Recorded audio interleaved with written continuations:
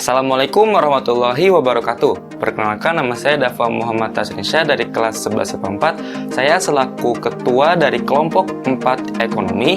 Saya dan teman-teman saya di video kali ini akan membacakan hasil diskusi kami mengenai materi, tujuan, dan peran kebijakan fiskal dan contoh-contohnya di Indonesia, di mana materi ini menjadi materi tugas akhir semester. Kalau begitu, langsung aja ke materinya.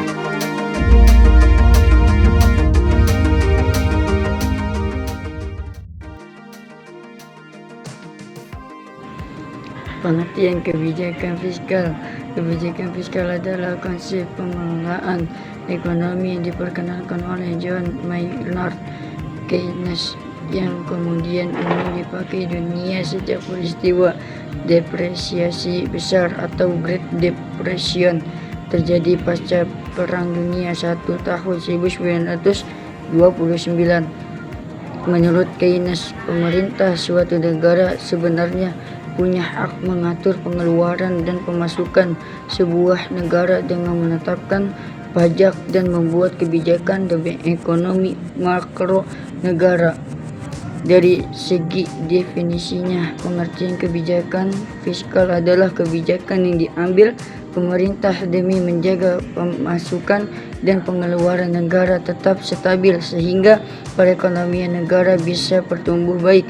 Lebih spesifik lagi, menurut OJK, pengertian kebijakan fiskal adalah kebijakan tentang perpajakan pemerintahan, utang piutang, dan belanja pemerintah dengan tujuan ekonomi tertentu. Penerapan kebijakan fiskal di Indonesia sudah ada sejak zaman penjajahan Belanda melalui Indeks Kompatibilitas tahun 1944. Undang-undang tersebut kemudian diadaptasi pemerintah guna menyusun kebijakan fiskal di Indonesia melalui proklamasi sampai tahun 1997 sampai 2003. Peran kebijakan fiskal pemerintah adalah turut menentukan tingkat pendapatan nasional yang lebih besar bagi negara maju.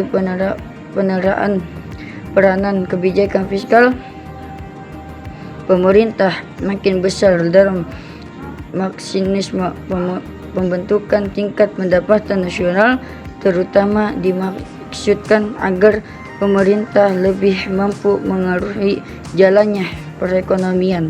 Hal ini dimaksud untuk menghindari banyaknya pengangguran, tingkat inflasi yang tinggi, mengatasi defisit neraca perdagangan, neraca pembayaran, dan lain-lain.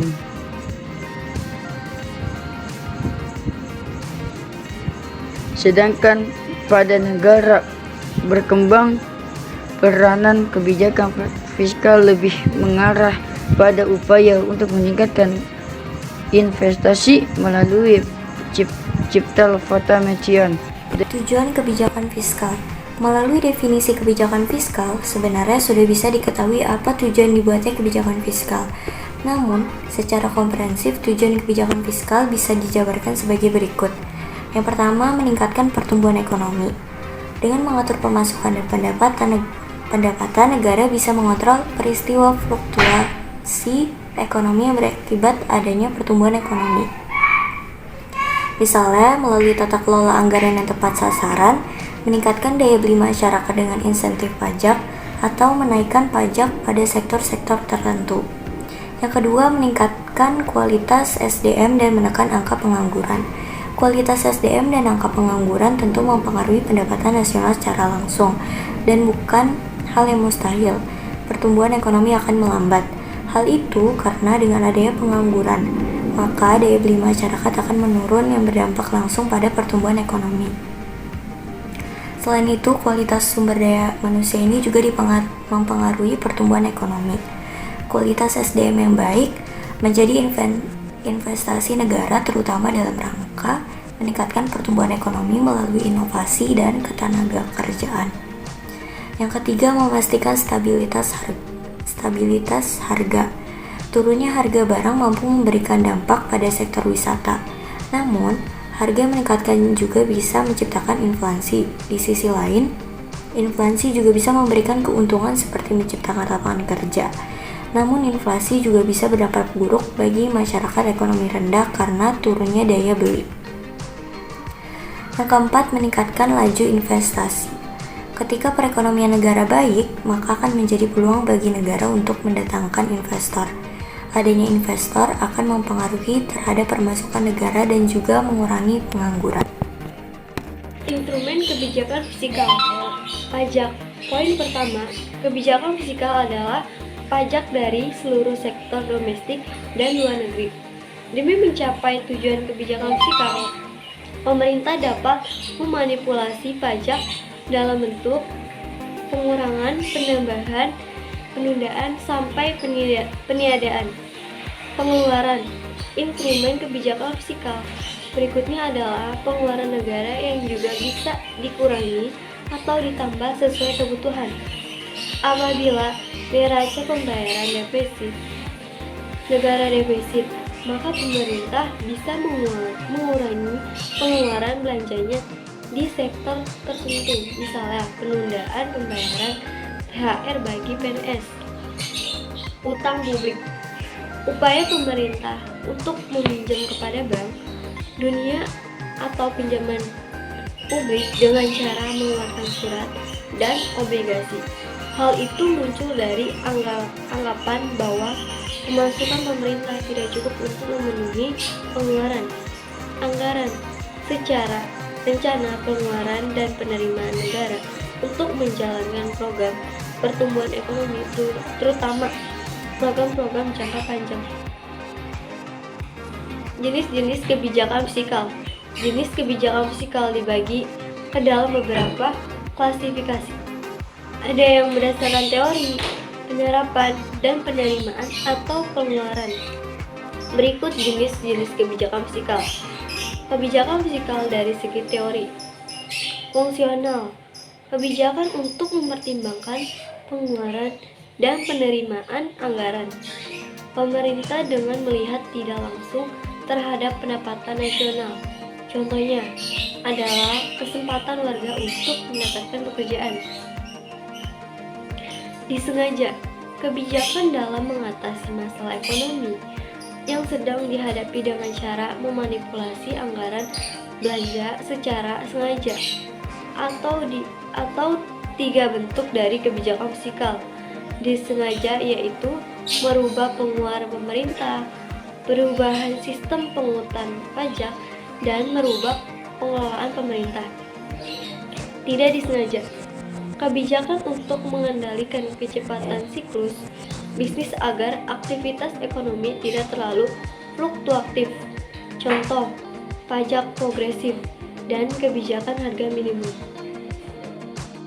Kebijakan fiskal berdasarkan penerapannya.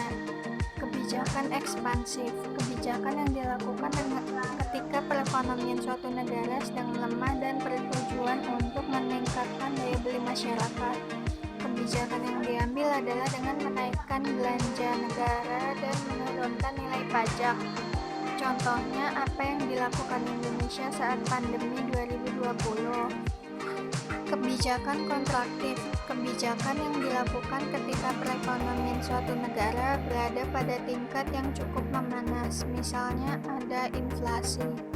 Kebijakan yang diambil adalah dengan cara menurunkan belanja negara dan menaikkan nilai pajak. Kebijakan fiskal berdasarkan jumlah penerimaan dan pengeluaran. Kebijakan fiskal seimbang, kebijakan untuk menyeimbangkan jumlah penerimaan dan pengeluaran. Kekurangan dari kebijakan ini adalah apabila ekonomi negara sedang terpuruk, maka kemungkinan besar negara berada pada posisi tidak menguntungkan.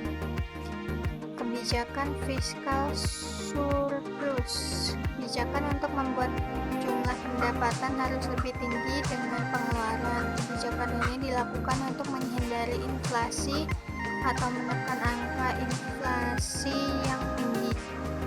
Kebijakan fiskal defisit berlawanan dengan kebijakan surplus. Meski terdengar sesuatu yang negatif, kebijakan ini sejatinya berfungsi untuk mengatasi kelesuan dan depresi perekonomian. Kebijakan fiskal dinamis menyediakan pendapat yang bisa digunakan untuk memenuhi kebutuhan pemerintah seiring dengan kebutuhan dan bertambahnya. Sekian pemaparan materi hasil diskusi kelompok kami. Kurang lebihnya mohon maaf. Wassalamualaikum warahmatullahi wabarakatuh.